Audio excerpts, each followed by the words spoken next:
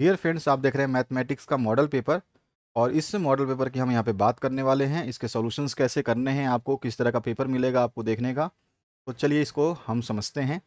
देखिए, आपको वस्तुनिष्ठ प्रश्न मिलेंगे, यानी कि एमसीक्यू मिलेंगे आपको, और ये मिलेंगे आपको 10 एमसीक्यू। उसके बाद जो है बड़े क्वेश्चंस रहेंगे। तो इसमें सारे निर्देश दिए गए हैं, आप पढ़ना चाहें तो ये निर्देश सारे पढ़ सकते हैं। बाकी कितने मार्क्स के कौन से क्वेश्चंस रहेंगे वो सब आपको आगे जब प्रश्न हम देखेंगे तो इसमें आपको पता चल जाएगा। तो देखिए, यहाँ पर जो है आपका पेपर होगा, ये 2.5 घंटे का होगा, 85 नंबर रहेगा। ठीक है। इसमें ए बी सी डी जो है आपको चूज करना है। स्टार्टिंग के 10 क्वेश्चंस में यहाँ पे दिया गया है 1 से 10 क्वेश्चन जो आपके मल्टी चॉइस एमसीक्यू रहेंगे, और बाकी जो है क्वेश्चन 11 से 15 तक ये जो है ये भी 1 नंबर के ही रहेंगे। एमसीक्यू भी 1 नंबर के रहेंगे, 10 क्वेश्चन जो है 1 नंबर के मिलेंगे, और साथ साथ में 11 से 15 जो 5 क्वेश्चन होंगे ये भी आपको 1 नंबर को देखने को मिलेंगे। उसके बाद जो है 16 से 25 नंबर तक के क्वेश्चन 2-2 अंक के हैं, और 26 से 33 क्वेश्चन 4 नंबर के, और 34 से 36 क्वेश्चन 6 नंबर के। तो इस तरह का पैटर्न है आपका। तो चलिए इसको स्टार्ट करते हैं। यहाँ पे हिंदी में भी ये निर्देश लिखे गए हैं, अगर आप पढ़ना चाहें तो यहाँ पे समझ सकते हैं आप। पहले क्वेश्चन की बात करें अगर हम, तो यहाँ पर बोला गया है मल्टीप्लीकेशन ऑफ टू, यानी कि हम हिंदी में बात कर लेते हैं, इंग्लिश वाले बच्चे समझ जाएंगे। दो अपरिमेय संख्याओं का गुणनफल होता है। दो अपरिमेय संख्या कोई भी आप ले लीजिए, जैसे कि √2 है, ठीक है, इसका गुणनफल करना है √3 से। तो दोनों ही अपरिमेय है क्योंकि रूट से बाहर नहीं आ सकती हैं। जो रूट से बाहर नहीं आती हैं वही अपरिमेय संख्या कहलाती हैं, क्योंकि इसका रूट नहीं निकल सकता, इसका भी। तो इसका आंसर जो हो जाएगा √6 हो जाएगा। अगर मैं बात करूं किसी और संख्या की, तो आप देखिए ध्यान से कि अगर हम ले ले कोई भी संख्या, सपोज करिए कि आप ले लेते हैं कि √2, और इसके साथ कोई एक और दूसरी संख्या अपरिमेय ले लीजिए। मैंने माना कि √8 है, ठीक है। तो ये दोनों अपरिमेय संख्या होगी क्योंकि ये भी रूट से बाहर नहीं निकल सकता, और ये भी 8 का भी कोई रूट नहीं होता है। लेकिन इसका जो आंसर आएगा वो अंडर रूट में क्या हो जाएगा, 8 दूनी 16 हो जाएगा। अब इसको 16 को हम सॉल्व कर सकते हैं, क्योंकि 16 का अंडर रूट 6 का तो अंडर रूट नहीं निकलता, यहाँ पे तो अंडर रूट नहीं निकल पाएगा, लेकिन यहाँ पे देखेंगे 16 का अंडर रूट 4 आ जाता है। यानी कि दो संख्याएं अगर अपरिमेय हैं तो इनका गुणनफल जो है ये अपरिमेय भी हो सकता है और परिमेय भी हो सकता है, क्योंकि ये अंडर रूट से बाहर आ चुका है। तो आप देख सकते हैं दो संख्या यहाँ पे भी मैंने अपरिमेय ली है और यहाँ पे भी अपरिमेय ली है। हम कहेंगे कि परिमेय संख्या हो सकती है अथवा अपरिमेय संख्या हो सकती है, यानी कि डी ऑप्शन आपका सही ऑप्शन है। रैशनल भी हो सकता है और इरेशनल भी हो सकता है। अगला जो प्रश्न है, एक एपी दी गई है, यानी कि समांतर श्रेणी, अर्थमेटिक प्रोग्रेशन है यहाँ पर।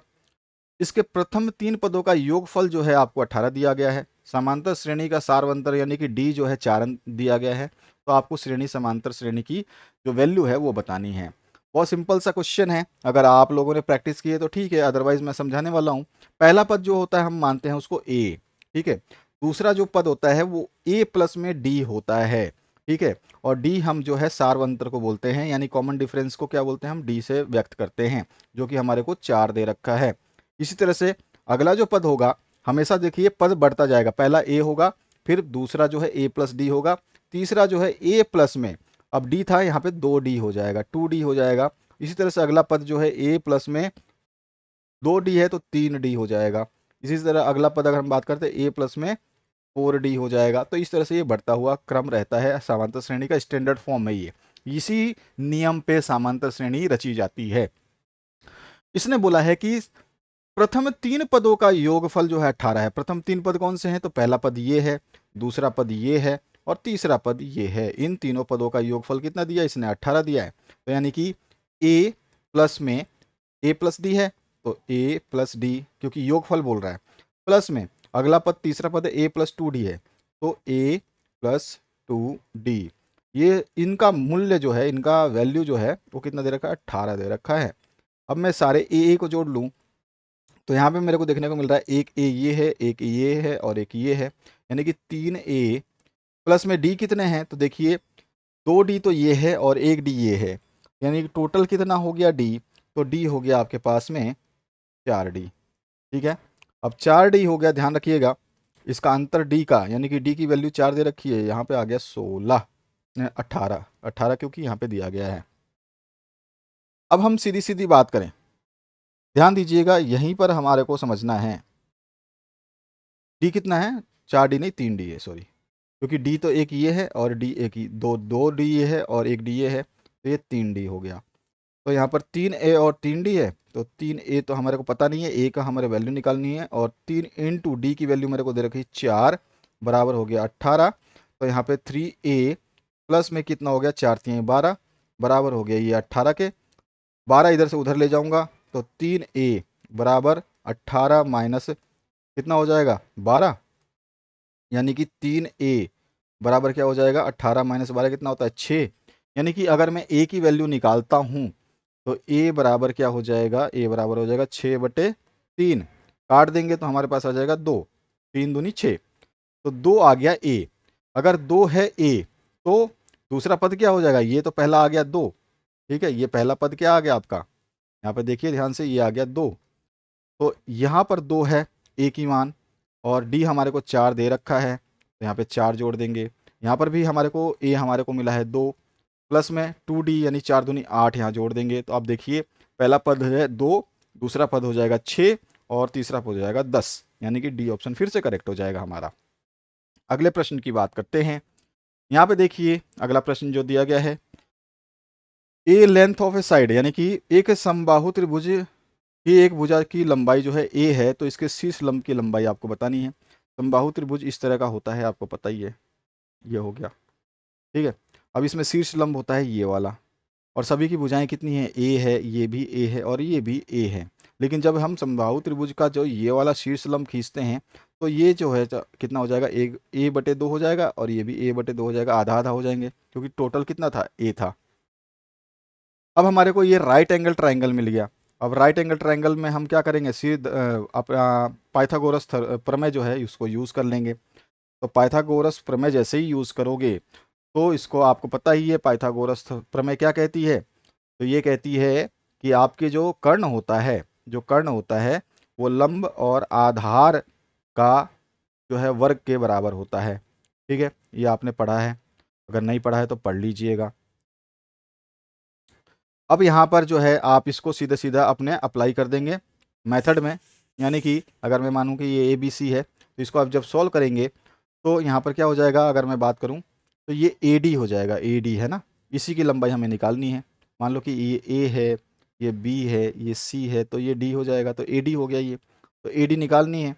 और ए डी बराबर क्या हो जाएगा, तो ए डी का स्क्वायर बराबर क्या होता है, ए बी का स्क्वायर, क्योंकि ए बी का स्क्वायर, ये सॉरी ए सी का स्क्वायर ले लीजिए, या कोई भी त्रिभुज ले सकते हैं, आपकी मर्जी है, तो ए बी का स्क्वायर ले लीजिए, प्लस में दूसरा क्या हो जाएगा, ए डी हो जाएगा। इधर इधर देखिए आप ध्यान से, ए बी की बात कर रहे हैं ना हम, हमारे को क्या निकालना है, सबसे बड़ा क्या होता है, कर्ण होता है, यानी कि ए सी, सॉरी यहाँ पर थोड़ा सा हमारा कन्फ्यूजन है, हम इसको चेंज कर देते हैं। इसमें देखिए कर्ण कौन सा है इसमें, तो कर्ण जो है, ये कर्ण जो है ये है ना। अगर मैं इधर वाला त्रिभुज लेता हूँ, ये वाला त्रिभुज लेता हूँ, तो कर्ण इसमें AC हो गया, तो AC का स्क्वायर बराबर हो जाएगा आपका AD का स्क्वायर, प्लस क्या होता है आपका आधार, यानी कि DC का स्क्वायर, ठीक है। अब इसमें जो है वैल्यू सबको पता है कि ये AC A है, A से D तक हमें निकालना है, तो हमारे को पता नहीं है कि AD क्या है, और DC जो है हमारे पास दिया गया है A/2। अब इन सभी को मान को रखेंगे, जब हम इसको सॉल्व करेंगे तो हमारे पास क्या आंसर आ जाएगा, तो इसका आंसर आ जाएगा √3A/2। अब ये हमारे को देखना है कि ये आंसर कहाँ पर है, क्योंकि आप इसको सॉल्व करके देखेंगे तो भी पता चलेगा। तो √3A/2 कहाँ पर मिल रहा है, कौन से ऑप्शन में मिल रहा है, देखते हैं। √3/2A ये रहा आपका सी ऑप्शन करेक्ट हो जाएगा, ठीक है। तो आप इसको सॉल्व कर लेंगे, सूत्र मैंने बता दिया है। आगे बढ़ते हैं नेक्स्ट क्वेश्चन की तरफ, उसको समझते हैं। यहाँ पे देखिए बोल रहा है, यदि किसी वस्तु के क्रय मूल्य यानी कि खरीदा हुआ मूल्य, विक्रय मूल्य यानी कि बेचा गया मूल्य क्या है, बराबर है। अगर दोनों देखो, आप कोई चीज़ खरीद रहे हो 5 रुपए में, मैंने 5 रुपए में खरीदा और बेचा भी 5 रुपए में, तो मेरे को क्या होगा, ना तो लाभ हो रहा है ना हानि हो रही है, यानी कि मैं प्रॉफिट में भी नहीं हूँ और लॉस में भी नहीं हूँ, जितने में खरीदा था उतने में बेच दिया, तो ना लाभ हुआ और ना हानि हुई। डी ऑप्शन सही सही हो जाएगा हमारा। अगला जो प्रश्न है देखिए, यहाँ पे पूछा गया कोणों का एक युग्म पूरक कोणों का युग्म कहलाएगा अगर कोणों का योग जो है बराबर हो। तो देखो कोई भी कोण हो, मान लो कि कोई एक कोण है ए और कोई कोण है दूसरा बी, इन दोनों का योग अगर 90 के बराबर आता है तो उसको हम बोलते हैं, उस युग्म को जो है पूरक कोणों का युग्म कहलाता है। तो 90 जो है हमारा आंसर हो जाएगा, सी ऑप्शन करेक्ट हो जाएगा। अगला जो क्वेश्चन है देखिए, जिसे पूछेगा निम्न में से कौन सा कथन सत्य है। तो देखो यहाँ पे सारे कथन आप पढ़ोगे तो आपको समझ में आएगा कि सभी सर्वांगसम, यानी कि सर्वांगसम है यानी कि सारी आकृतियाँ क्या है, बराबर है, उसकी साइड्स बराबर है, उसके एंगल्स बराबर है। तो ये क्या है, सभी सर्वांगसम आकृतियाँ जो है समरूप होती हैं, ये बिल्कुल ऑप्शन सही है। तो बी ऑप्शन इसमें करेक्ट हो जाएगा। आपने बेसिक्स पढ़ा होगा। आगे बढ़ते हैं अगले क्वेश्चन की तरफ। इसमें पूछा गया है निम्न आकृतियों में से किसके विकर्ण जो है समान होते हैं, यानी डायगोनल्स की बात कर रहा है। डायगोनल्स किसके इक्वल होंगे, तो आयत का डायगोनल जो है इक्वल होता है, कि आयत इस तरह का बनता है, ठीक है, रेक्टेंगल, और रेक्टेंगल का ये वाला जो डायगोनल है यानी कि विकर्ण है, और ये वाला विकर्ण जो है, ये दोनों क्या होते हैं, आपस में बराबर होते हैं। तो आयत में ही होता है, बाकी किसी में भी नहीं होता। तो यहाँ पे रेक्टेंगल इसका राइट आंसर हो जाएगा। अगले क्वेश्चन की बात करते हैं। पेरीमीटर दिया है सेमी सर्किल का 36 सेंटीमीटर, तो इसका रेडियस बताना है। आपने देखा होगा कि पेरीमीटर कैसा होता है, एक आपका जो भी पेरीमीटर होगा उसका हम बात कर रहे थे। देखो सेमी सर्कल का मतलब, पहले तो आपको समझना चाहिए कि सर्कल कैसा है। तो सर्कल तो आपका ऐसा हो जाता है, ठीक है। सेमी सर्कल का मतलब हो गया कि इसका आधा कर दे इस तरह से। तो अभी जो चित्र बनेगा आपके सामने कैसा बनेगा, तो वो आधा बनेगा। तो अगर हम इसको आधा कर दें, इधर से आधा कर दे, इधर से आधा कर दे, ठीक है। तो ये सारे अगर आधा कर दे, इधर वाला पूरा पोर्शन आधा कर दे, तो क्या हो जाएगा, इस चित्र कैसे कैसा बन जाएगा, दोबारा से चित्र बनाए तो चित्र जो है आपको देखोगे तो कुछ इस तरह का चित्र जो है आपको देखने को मिलेगा। ये हो गया सेमी सर्कल। अब सेमी सर्कल हो गया, तो ये देखो ये पॉइंट जो था यहाँ पर हमने जो देखा था, ये होता है इसका मध्य बिंदु। यहाँ पे मध्य बिंदु से ऊपर जो है रेडियस होता है, नीचे भी रेडियस होता है, यानी त्रिज्या होती है, ठीक है ना। ये भी त्रिज्या होती है, तो ये बराबर त्रिज्या होती हैं सारी। इसने बोला है कि ये पेरीमीटर जो है ना, ये कितना है, 36 है। तो आप जब सर्कल मैंने बनाया था आपके सामने, तो सर्कल का पूरा रेडियस जो पेरीमीटर होता है वो 2πr होता है पूरे सर्कल का। लेकिन अगर सर्कल आधा हो गया है तो इसको आधा कर देंगे, आधा करेंगे तो हमारे पास क्या आ जाएगा, पाई आर आ जाएगा, यानी कि पाई आर जो है इसका पेरीमीटर हो गया। तो हमारे को दिया क्या है, ये आर है, ये आर है, और ये जो है पाई आर है। इन सब को मिलाकर पेरीमीटर का मतलब होता है कि बाहरी जितनी भी रेखाएं हैं उसको जोड़ दो। ध्यान रखिएगा, जो बोल रहा हूँ वो समझ लेना, कि ये जो बाहरी रेखा है ना इसको जोड़ो, ठीक है, और बाहरी रेखा ये भी है, इसको जोड़ो। तो इन सबको जब जोड़ दोगे तो ये सारा मिलाकर के क्या हो जाएगा, पेरीमीटर हो जाएगा। तो ये R plus pi plus R, इस तरह से ये सारा है। तो इनको आप जोड़ोगे तो क्या हो जाएगा, आर प्लस पाई आर बराबर कितना दिया हुआ है, 36 दिया हुआ है, तो 36 लिख दीजिए। अब इसमें से आर को कॉमन ले लीजिए, तो सब में से आर कॉमन आ जाएगा। ये देखो 2r हो जाएगा, तो ये तो 2r हो गया है, प्लस में पाई आर बराबर 36। हमें आर निकालना है, ध्यान रखना त्रिज्या निकालना है। इसमें से आर जो है अब आपका कॉमन हो जाएगा, तो आप कॉमन ले लीजिए, तो यहाँ पे आ जाएगा आर कॉमन। आर कॉमन आ जाएगा तो यहाँ पे अंदर क्या बचेगा, 2, और प्लस में इधर क्या बचेगा, यहाँ पे क्योंकि आर हमने निकाल दिया तो यहाँ बचा 2, और यहाँ पे आर निकाल दिया तो यहाँ पे बचा पाई, बराबर हो गया 36। पाई का मान होता है 22/7, ठीक है, प्लस में 2 है, और यहाँ पे आर गुणा है या बराबर में 36 है। अब इसको सॉल्व कर लीजिए, सॉल्व करोगे तो इसका आंसर बता देता हूँ सीधा सीधा। आंसर जो है आर का मान कितना आ जाएगा, क्योंकि आर ही पूछा है ना, तो यहाँ से हम इसका जब निकाल लेंगे एलसीएम लेकर के, तो ये हो जाएगा 7 दूनी 14, प्लस में ये 22 का 22 रहेगा, बटे में 7 हो जाएगा। यहाँ पे आर गुणा में है, यहाँ पे 36 है। अब यहाँ पे आर हमें छोड़ना है, तो ये 22 और 36 कितना, 14 और 22 कितना हो गया, 36 हो गया। ये भी 36/7 आ गया। इसके साथ आर गुणा है, इधर 36 है, आर यहीं छोड़ूंगा, इधर 36 पहले से था, इधर जब ले जाऊंगा तो ये ऊपर वाला नीचे हो जाएगा, नीचे वाला ऊपर हो जाएगा, 36 से 36 कट जाएगा, बचा क्या, 7। आर का मान कितना आया, 7। तो हमारे को देखना है कि हमारे क्वेश्चन में आर का मान 7 है, तो यस है, तो ये आंसर हो गया। अगला जो क्वेश्चन है, दी गई आकृति में ये आपको मान दे रखा है 125 डिग्री, सीओडी का मान निकालना है। जब हमारे विपरीत जो होते हैं ना कोण, ये विपरीत कोण है, देखो ध्यान देना, ये वाला कोण और ये वाले कोण विपरीत हैं। तो ये कोण और ये कोण मिला करके ना, दोनों कोण मिला करके 180 डिग्री होते हैं। कितना होते हैं, 180 डिग्री। जब दोनों कोण मिला के 180 डिग्री है, तो एक कोण जो मेरे को 125 दे रखा है, इसको हटा दूंगा तो दूसरा कोण निकल जाएगा, तो 125 इसमें से माइनस कर दीजिए। मेरे हिसाब से इसका आंसर आ जाएगा 55। यहाँ पे डी ऑप्शन करेक्ट हो जाएगा। ठीक है, इसी तरह से अगर कोई और पूछता तो आमने सामने का कोण जो है उनका मान कितना होता है 180। अगर एक कोण दिया है तो दूसरा कोण 180 में से घटा दीजिए। अगला जो प्रश्न है, साइन 45 प्लस में थीटा माइनस में कोस 45 माइनस थीटा इक्वल है, किसके इक्वल होगा? तो ये शून्य के इक्वल होगा, क्योंकि ये जीरो बन जाएगा। आप इसको सॉल्व कर सकते हैं, आपको सॉल्व करना भी आना चाहिए। बहुत आसान सा क्वेश्चन है, इसमें कुछ है नहीं, क्योंकि आपने ये क्वेश्चंस पढ़े हुए हैं। क्योंकि कोस 90 माइनस थीटा वाला हमारा फॉर्मूला यूज हो जाएगा, बस बात खत्म हो जाएगी। नेक्स्ट जो क्वेश्चन है देखिए, यहाँ पर वैल्यू फाइंड करना है सेक 30 और tan 60 प्लस में साइन 45 और कोस 45। तो यहाँ पर आपका सेक 30 का मान कितना हो जाएगा? सेक 30 का मान हमारा हो जाता है, अगर आपने टेबल याद करी है टिग्नोमेट्रिक तो आपको पता होगा कि इसका मान जो होता है वो सेक 30 का मान होता है 2/√3 और tan 60 का मान होता है √3। प्लस का साइन है, साइन 45 का मान जो होता है वो 1/√2 होता है और कोसेक 45 का मान जो है वो होता है √2।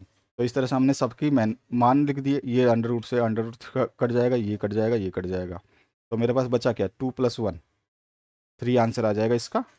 ठीक है, तो 10 क्वेश्चन तो MCQ रहे। अब 11 क्वेश्चन से आपके एक नंबर के शुरू हो जाएंगे क्वेश्चंस। इसके बाद जो है यहाँ पर आपको पॉइंट दिया गया है ये और इसका डिस्टेंस टोटल कितना है? 5 यूनिट दे रखा है। तो x का मान बताना है आपको। फॉर्मूला यूज कर लेना, डिस्टेंस फॉर्मूला, डिस्टेंस डी कितना? डी बराबर जो फॉर्मूला होता है ये होता है x2 माइनस x1 का whole square plus y2 minus y1 का होल स्क्वायर। ये है डिस्टेंस फॉर्मूला, यानी कि दूरी सूत्र। दूरी हमारे को 5 दे रखी है, तो यहाँ पे डी की जगह 5 रख देंगे। बाकी ये आपका x1 है, ये y1 है, ये x2 है और ये y2 है। इसका मान रखिए।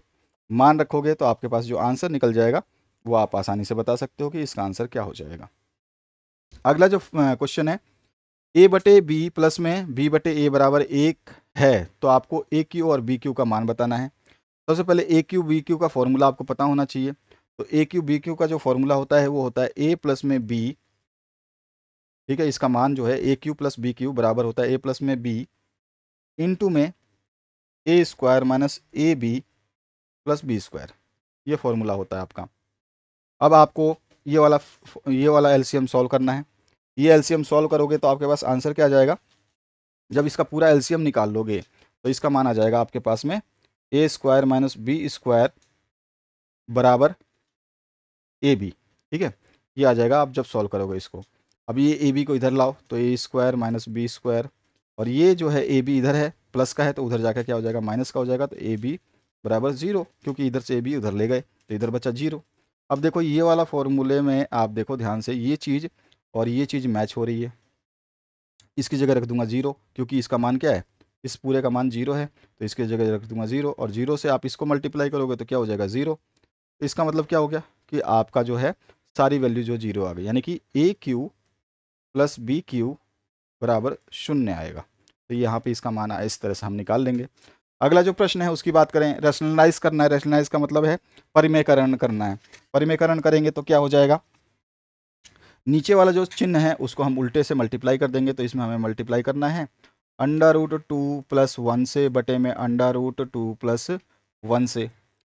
अब इसको गुणा कर लीजिए, ऊपर आ जाएगा आपके पास में क्या? √2 + 1 बटे में क्या आ जाएगा? यहाँ पे देखिए √2 - 1 है और यहाँ पे √2 + 1 है, तो यहाँ पे एक फॉर्मूला यूज होता है A - B।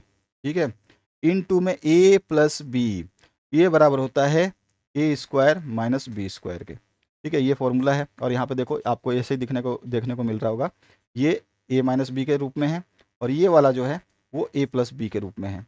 यानी कि हम कह देंगे कि A square minus B square लिख सकते हैं नीचे वाले को। तो हम कह देंगे कि √2 का स्क्वायर कर दीजिए माइनस में 1 का स्क्वायर कर दीजिए। अब ऊपर वाला तो वैसे रह जाएगा √2 + 1 अपॉन में यहाँ पे 2 का स्क्वायर करेंगे 2 बाहर आ जाएगा, माइनस में यहाँ पे 1, यानी कि हमारे पास जो आंसर आ रहा है √2 + 1 हमारा जो है आंसर आ जाएगा। अब यहाँ पे principal gets double in 8 years, यानी कि साधारण ब्याज जो है 8 वर्षों में दुगना हो जाता है। तो साधारण ब्याज की वार्षिक दर जो है आपको ज्ञात करनी है।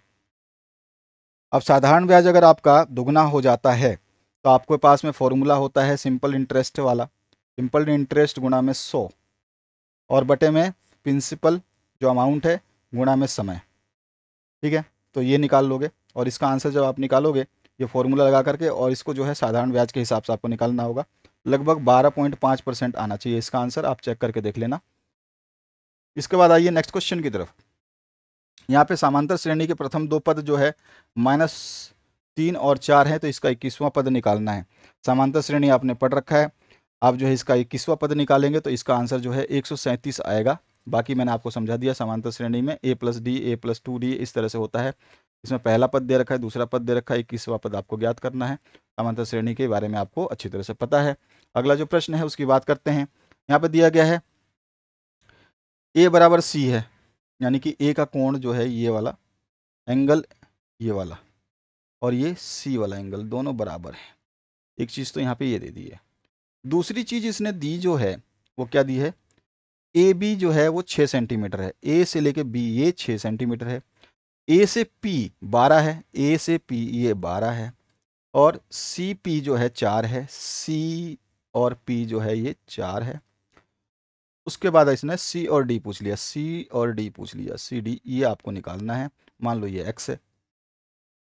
आपको अच्छी तरह से पता है कि हम जब ये इस तरह के सवाल करते हैं तो हमारे पास करस्पॉन्डिंग साइड्स जो है बराबर हो जाएंगे, क्योंकि एंगल यहाँ पे ये वाला और ये वाला अपोजिट एंगल्स जो है बराबर होते हैं। तो हम इसमें कह सकते हैं कि ए बी बटे में सी डी हो जाएगा। ये किसके बराबर हो जाएगा, साधारणता नियम के हिसाब से ये हो जाएगा ए पी बटे में सी पी, और इसी तरह से ये बराबर हो जाएगा बी पी बटे में डी पी। अब इसमें से जो जो वैल्यू है उसको ले लीजिए। ए पी की वैल्यू दे रखी है, ए पी देखिए यहाँ पर है, तो ए पी की वैल्यू हमारे पास 12 है। सी पी की वैल्यू 4 दे रखी है, 4 रख लीजिए। इसके अलावा और देखिए किसकी वैल्यू दे रखी है, ए बी की दे रखी है, ए बी की दे रहा है, ये रहा ए बी, तो इधर हम ए बी की वैल्यू लिख देते हैं 6 बटे में सी डी है, सी और डी, सी डी ये है एक्स। अब यहाँ पे क्रॉस मल्टीप्लाई कर लीजिए तो सॉल्व कर देंगे, तो आंसर क्या आ जाएगा, मेरे हिसाब से एक्स का मान जो है 5 आना चाहिए। आप चेक करना 5 आया कि नहीं आया।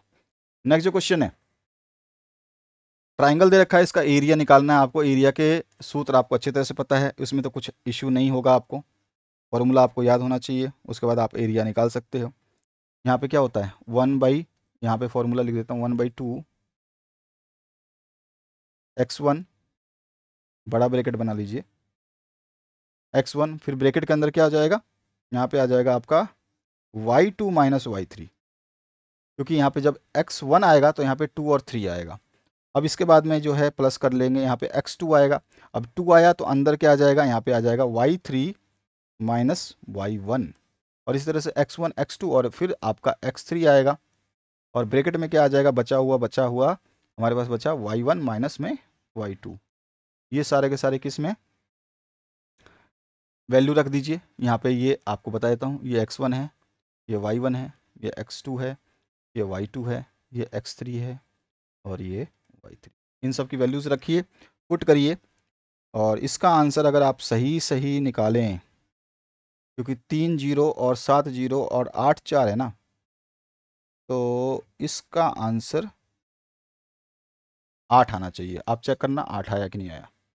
नेक्स्ट जो क्वेश्चन है इसको देखिए, पैरेललोग्राम है आपका, यानी समांतर चतुर्भुज है, उसका नाम दे दिया इसने PQRS। इसका क्षेत्रफल दे रखा है 18, और आधार 6, तो संगत ऊंचाई निकालनी है आपको। तो जो एरिया होता है इसका समांतर चतुर्भुज का एरिया, ए बराबर क्या होता है, ए बराबर होता है बेस गुणा में जो इसका संगत ऊंचाई है ना वो हाइट। संगत ऊंचाई हाइट बोला मैंने, संगत ऊंचाई को h बोला, आधार को मैंने बेस बोला, और क्षेत्रफल को मैंने ए बोला। ठीक है, तो इस तरह से आपको समझ में आ गया होगा। तो ए आपको 18 दे रखा है, बी आपको 6 दे रखा है, एच आपको निकालना है, एच यहीं रखिए, 6 उधर ले जाइए, एच बराबर क्या हो जाएगा 18 बटे में 6, 6 बार 6 3 18, 3 आ जाएगा आंसर। चेक कर लीजिएगा इसको, चेक करके।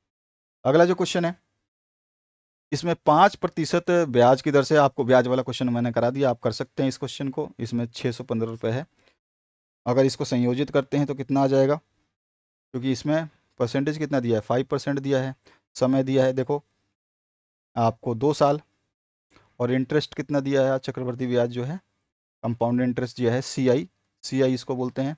ये आपको टाइम हो गया, और ये जो है आपको ब्याज यानी कि रेट ऑफ इंटरेस्ट आर हो गया। तो आर मान लीजिए, आर टी और सी आई दे रखा है।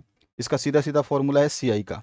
सी आई बराबर क्या होता है, तो पी प्रिंसिपल इंटरेस्ट, इसको हम ब्रैकेट में ले लेते हैं, 1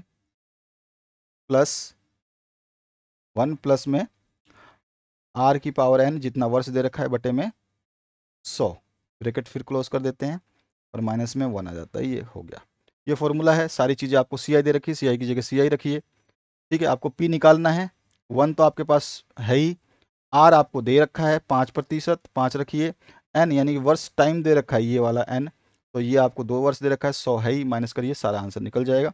आंसर निकल करके कमेंट करिए। नेक्स्ट जो क्वेश्चन है, बेस रेडी दे रखी है सर्कुलर कोन की, राइट सर्कुलर सिलेंडर है ये, यानी कि लंबवृत्तीय शंकु है, लंबवृत्तीय बेलन के आधार के बराबर है, इनके वक्र पृष्ठीय क्षेत्रफल समान है, तो शंकु की तिर्यक ऊंचाई का बेलन के अनुपात ज्ञात कीजिए। सीधा सीधा इसने कुछ भी नहीं बोला है, आपको कहने का तरीका ये बोला इसने कि दोनों का फॉर्मूला अगर आपको याद है, यानी कि सिलेंडर का जो बेस सिलेंडर का जो है रेडियस इसने बराबर बनाया है कोन का, और सिलेंडर का इक्वल बना दिया, यानी कि फॉर्मूला हमारा क्या लगता है, तो यहाँ पे पाई आर एल किसके बराबर दे दिया इसने, 2 पाई आर एच के बराबर दे दिया है। ठीक है, इधर भी पाई है, इधर भी पाई है, पाई से पाई हटा दीजिए, और इधर भी आर है, इधर भी आर है, हटा दीजिए, तो एल बराबर 2h आ गया, एल का मान आ गया 2h, यानी कि मैं कहूँ एल बटे एच, यानी लंबाई बटे में ऊंचाई का अनुपात जो है 2 आ गया।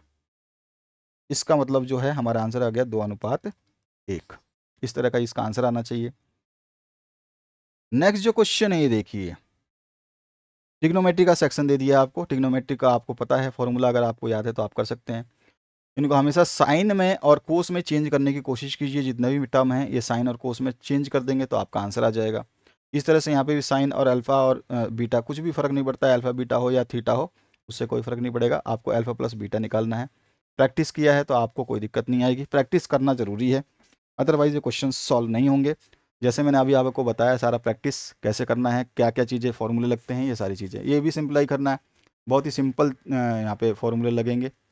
फॉर्मूले लगाने ही नहीं है क्योंकि यहाँ पे डायरेक्ट आपको दे दिया है, ये 0.35 है, ये 0.37 है, तो ये तो दोनों एक जैसे हो गए, और फिर ये तीसरा भी एक जैसा है, और यहाँ पे देखेंगे स्टार्टिंग वाला ये भी तीसरा एक जैसा है, नीचे वाला भी तीसरा एक जैसा है, तीनों के तीनों एक जैसे हैं, इनटू में नीचे वाले तीनों के तीनों एक जैसे हैं। तो जब आप इनको सॉल्व करोगे तो ये 1.37 का क्यू हो गया, ये सीधा सीधा, माइनस में 0.37 का भी क्यू हो गया, बटे में क्या है, तो 1.37 का फिर से क्यूब हो गया। ठीक है, ये सारे क्यूब हैं, स्क्वायर लगा दिया है, और यहाँ पे इनटू है 0.37। अच्छा, यहाँ पे देखिए ध्यान रखिएगा, ऊपर वाले में तो मल्टीप्लाई का साइन है, यहाँ पर थोड़ा सा चेंजेस है, साइन का चेंज है, तो यहाँ पे क्यूब नहीं होगा, नीचे वाले में चेंज करना पड़ेगा, तो इसको हमें चेंज कर लेना है।